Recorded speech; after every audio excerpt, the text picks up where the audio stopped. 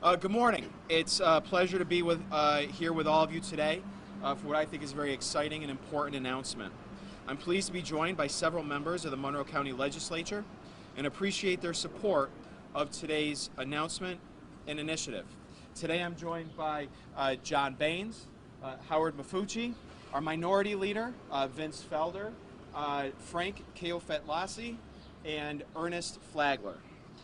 From the outset, a core priority of my administration has been to ensure that county government reflects the diversity of our community and serves the entire community equitably. The events of recent weeks and the reckoning communities across our country, including our own, are having with systemic and institutional inequities that exist make it more critical than ever that we take affirmative steps to challenge the status quo. This is why today I am announcing that I have introduced a local law to the Monroe County Legislature that would amend the county charter to create a new Department of Diversity, Equity, and Inclusion. This new department, led by the newly created Chief Diversity Officer, is a necessary first step forward in creating a more diverse and inclusive county government and ensuring that Monroe County is an inclusive business partner within our community. This wide-encompassing department will include staff member focused on equal employment opportunity, a staff member focused on staff development and ADA compliance, as well as staff focused on MWBE contracts. These positions will be created by utilizing current vacant but funded positions and repurposing those roles to ensure this critical function within county government is coordinated, but also it doesn't increase our costs. The Department of Diversity, Equity, and Inclusion will bring a renewed focus on effective methods and procedures for recruitment, selection, placement, and promotion of racial and ethnic minorities, women, veterans, persons who identify as LGBTQ, and persons with disabilities. It will review and monitor county contracting and procurement procedures to ensure entities doing business with the county are inclusive and diverse. And it will administer trainings to current and future county employees on all aspects of diversity, equity, and inclusion, while also implementing strategies to combat all forms of bias and unequal treatment that may arise in the workplace. In overseeing this important work, the Chief Diversity Officer will develop and implement processes that promote equity and inclusion in the award of county contracts, while focusing on minority women-owned business enterprises selection procedure. The CDO will also supervise equal employment opportunity functions and investigate internal complaints of discrimination, harassment, hostile work environment, and unequal treatment.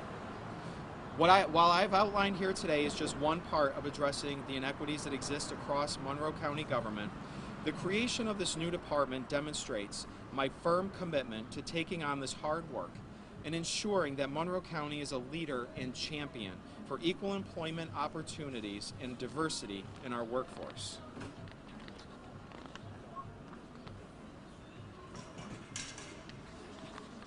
This department will complement the work of the Commission on Racial and Structural Equity and the county and the City of Rochester launched just last month, and will serve as a vehicle for the implementation of the recommendations to come.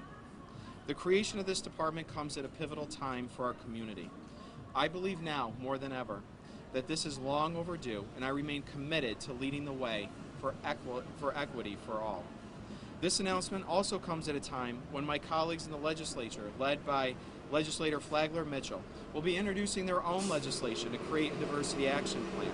I'm grateful for the commitment to addressing the need for diversity and inclusion in our government, and I look forward to working with the legislature to ensure that we are all working hand in hand to improve county government for all residents of Monroe County, regardless of race, ethnicity, sexual orientation, or socioeconomic status. As I've said in the past, this isn't about words, it's about action. It has always been my intention to usher in a new way of doing business and operating county government. And today's announcement is a concrete step that we are taking to right the wrongs of the past and be more open and transparent for the residents who call Monroe County home. So with that, I'm now going to introduce one of my colleagues in the Monroe County Legislature, and that is Legislator Ernest Flagler Mitchell.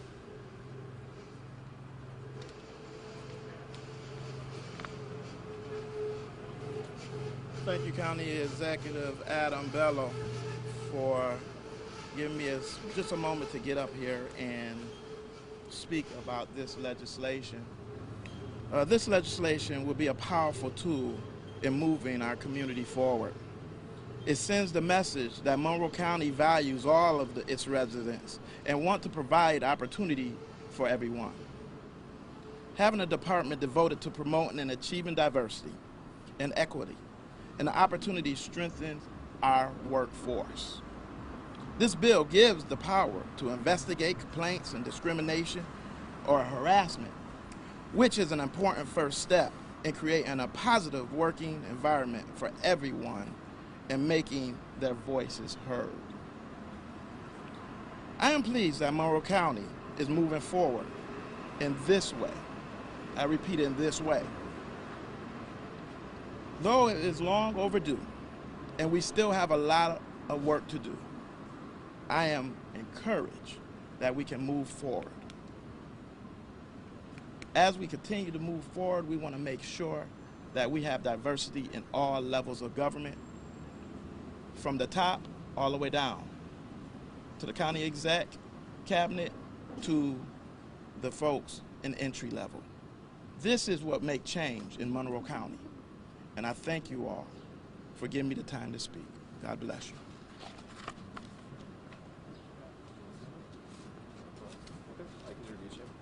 And next up will be the Minority Leader of the County Legislature, Vince Felder.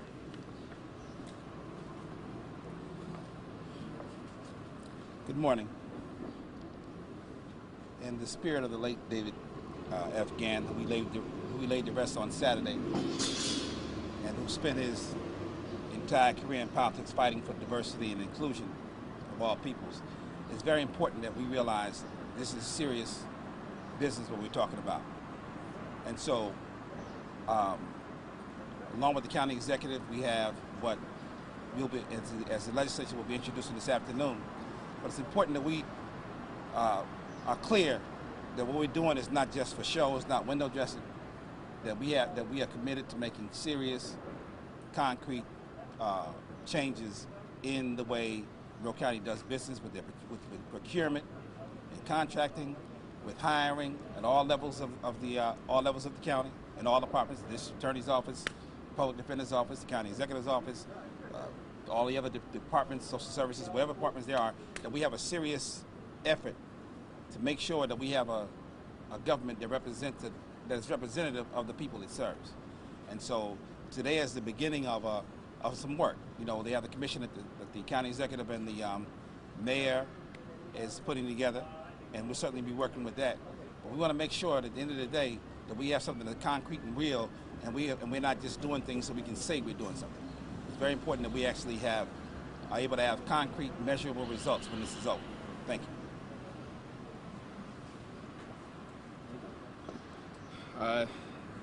Thank you, Leader Felder. And with that, we could take any questions that the media may have.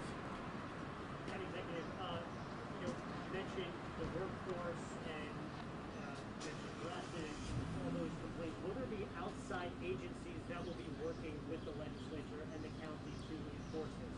Well, look, I think enforcement, of course, is important. And we have those enforcement mechanisms in county government, particularly as it comes to internal employee complaints and harassment. And I think really what this department is also charged with doing is making sure that we are doing everything in our power as a county government to coordinate our resources, coordinate our efforts so it's not disparate and all over in different departments, to really make sure that it is crystal clear and put down a marker that this is important, and that our employees feel safe and protected, that our community feels safe and protected, and that everyone can be treated equally by this county government. And so this office will be empowered to investigate those complaints and then follow up on those complaints. It's also going to be charged, though, with making sure that when we look at our hiring practices and we're looking at how we engage the community and where we're investing our resources, that it's done in a way that's meant to lift up this community, invest in our community, and make sure that it is inclusive and that it doesn't leave anybody behind. The budget situations, can you explain again how this fits in with budgeting and personnel and people? Sure, yeah. We were able to create this department by looking at vacant funded positions around the county in different departments, and by repurposing them and utilizing them into this department. So we were able to do this with no additional expense to the county budget. The job is posted? It will be posted after it's created by the county legislature, yep. Today is the introduction of the local law. How long will it take to get it? It's a 3-month process. There's an introduction. The legislature needs to consider it, vote on it, and then there's a public hearing, and then ultimately a bill signing. Will this be a matter of urgency? No, this was introduced as a regular cycle because I think it's important that there's transparency and full discussion and conversation about this in front of the public. How big would the department be? Well, the department's going to have several positions, as I outlined below or earlier. It's going to have a staff, first of all, the Chief Diversity Officer. It's going to have a staff member focused on equal employment opportunity, a staff member focused on staff development and ADA compliance, and a staff member focused on MWBE contracts. So it's a minimum of 4 right now, and then we'll adjust and change those positions as needed. So support staff, that kind of thing? Correct. Yep. In addition to those positions. Yeah. County Executive, are you following a model on this? Has this been used in other government administrations? That's a good question. I don't know. This is something that, we looked at. The genesis for this idea has been changing a little bit over time, going back to my transition. And if you go back to my campaign last year, when I said that county government needs to work for everybody, regardless of who you are, who you know, what zip code you're in, who you love, and the God you pray to. This county has to work for everybody. And my transition team, in its transition report back in, I think it was January, outlined the need for a chief diversity officer and for a position to really help coordinate the efforts to meet that goal that we have. And as we were exploring that internally, it became very clear to me that just one position coordinating those efforts isn't enough. You actually need people to get the job done, because it can't just be about work, just about words or window dressing. You have to have the staff in place and the resources in place to implement those proposals. I also think this is important because, as the mayor and I announced last month, the formation of the Race Commission. One of the charges of the Race Commission is to also come up with policies, laws, procedures that could be changed within this county and city government to make us a more inclusive government, make us a more inclusive county, and also to break down structures of systemic racism. And we're going to need those resources here in county government to be able to act on those recommendations. And so I think this department was the way to go. You mentioned putting an emphasis on minority women and businesses. Do you have a certain percentage threshold that you're looking for there? Well, that's what this department will develop, and that's why I mean right now our efforts are very spread out amongst different departments and diffuse that way. The purpose of pulling this together is to help to identify that and to be able to create those goals and then implement them. So that's what this department will be charged with doing. And because you were at those rallies, fighting for equality, fighting for equity for all, you were there yourself personally. Is this just the start of those actions, those changes in the county that are going to implement equity for all? And are we seeing more changes to come? Oh, absolutely. I mean, today is, like I said, is a first step of many that we're going to have to take, and that I'm looking forward to taking. And because we need to make sure that this government works for everybody. And I think creating this department sets down a marker that this is important for us. This sets the priority for county government. And so this is really just the first of what will be many announcements and initiatives that'll be coming out of this government, not just this year, but sustainable. I also want this isn't going to be a department, the reason why there's legislation creating this is because this isn't a fly-by-night effort that's just going to last for a couple months. This is a department that's now going to be created in county government that's going to be sustainable across administrations. So it won't matter if, Adam Bello is the county executive 4 years from now, 8 years from now. This is a department that will now exist in county government. What other changes are you looking at besides just this? Well, I'm looking forward to the Race Commission, which is going to come forward and present with us a proposal of changes and laws to create that we can make here. But then also the Chief Diversity Officer is going to be working with those leaders in the department and that staff to create those ideas. We're also obviously always seeking ideas from the community on ways that we can be better. So that's what this the department will be charged with doing. Okay. Great. All right. Thank you, everyone. Oh, sure. One, actually, this would be a good segue. Just your opinion on the Frederick Douglass Airport in the future being renamed from what it is right now, the Greater Rochester International Airport. Sure. I mean, look, I think, Frederick Douglass obviously holds an unparalleled place of prominence in the history here in Rochester and for Monroe County. He called Rochester home for more than a quarter century and was a real leader in the fight for emancipation, suffrage, equality, and human rights. So I appreciate the input and civic engagement from the over 1,000 people who signed that petition and has suggested renaming the airport. I am supportive of that idea, and my administration is going to be working over the next several weeks with the county legislature, the FAA, and other public and other community stakeholders to develop a process to study this proposal and identify the steps to move forward. How quickly could something like that happen if you have the FAA involved? Well, that's what we have to study, that's why we have to study what was proposed here. But I'm supportive of the proposal, and I think that we need to study it to figure out exactly what steps to take, and also invite community participation and more stakeholder participation in the decision making. County Executive, there seems to be some confusion when it comes to travel policy. Our airport director says only direct flights into WROC are subjected to the governor's policy, yet the governor's office says all flights coming in. What is your understanding of the travel policy? Yeah, my understanding is that anybody coming to our area who is coming from one of those states that are identified by New York State has to quarantine for 14 days. So regardless of how they get here. Now the policy behind New York State enforces that by which flights they interview is something in the purview of New York State Department of Health. But my understanding of the policy is that any traveler coming to New York State, other than the exceptions that were listed for essential workers, things like that, any traveler coming to New York State from those identified states needs to quarantine. County Executive, the county was named in a recent lawsuit filed for primary day. A lot of mess going on there. We spoke about this a few weeks ago, you and I, about how it's going to be monitored so this doesn't happen election day. I mean, but there's still a lot of discouragement from the community after what happened on primary day. What do you say to those people about getting out to vote? Yeah, no, listen, I think the right to vote and confidence in the voting process is a bedrock foundation of our democracy. People have to have confidence that their vote is counted and that they have full and fair and equal access to the voting booth. So I have made a commitment, and I have offered this commitment to the Board of Elections to provide them with whatever resources they need in terms of staffing, personnel, training, to make sure that they have what they need for the election to be fair.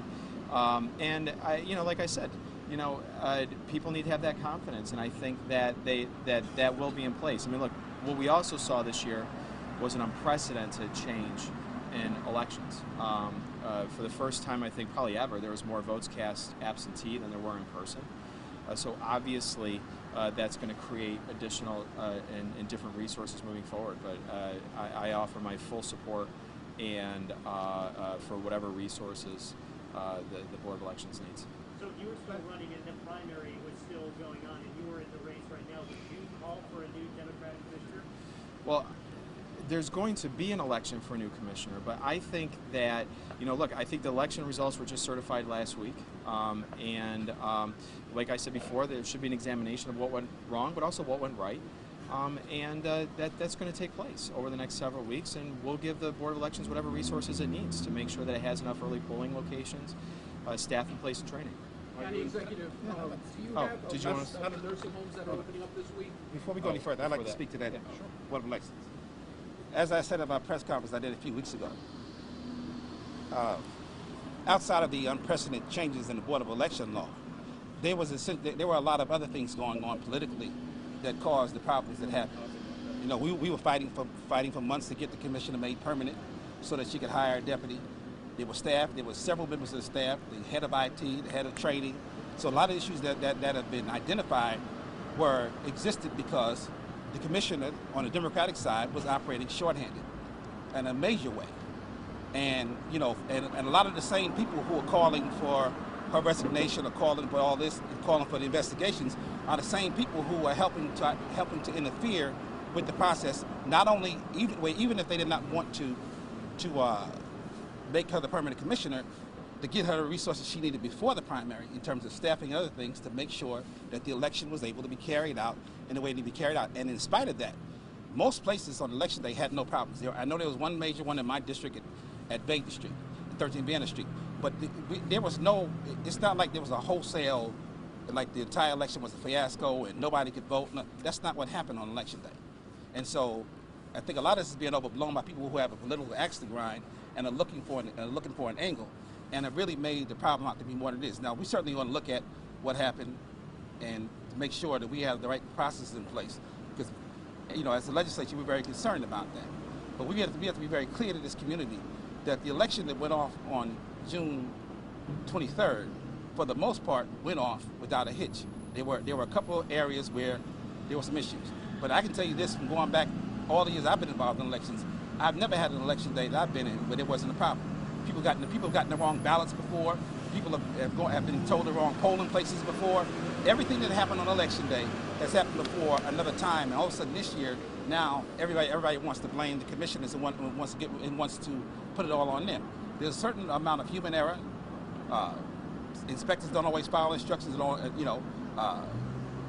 Machines don't always work. It happens. But the idea that, you know, the entire election was a fiasco is something that we really need to eliminate that message, because it's really a false message. There were problems, and we're certainly going to look to make sure they don't exist anymore. But we had a good election on June 23rd, and the results bear it out. If you look at the number of people who went to the polls to vote at those locations and the number of votes that were cast, you'll see the number of people who got the wrong ballots, or, you know, it was minuscule. This was not a wholesale problem, and we need to stop with this conversation that somehow, you know, the election commission has screwed up the election. That's not what happened. Based on the lawsuit I just mentioned, the county executive, what do you say to those people associated with the lawsuit that say their rights were taken away and that there shouldn't be any error? Well, what do you say to those people? I would say, first of all, I've already apologized on behalf of those who went from the one place and got the wrong ballots because they mixed up their Senate districts. But it was a mistake. People make mistakes, but nobody would. The lawsuit, the idea that they're putting forth is somehow someone was trying to disenfranchise them, and that's just false.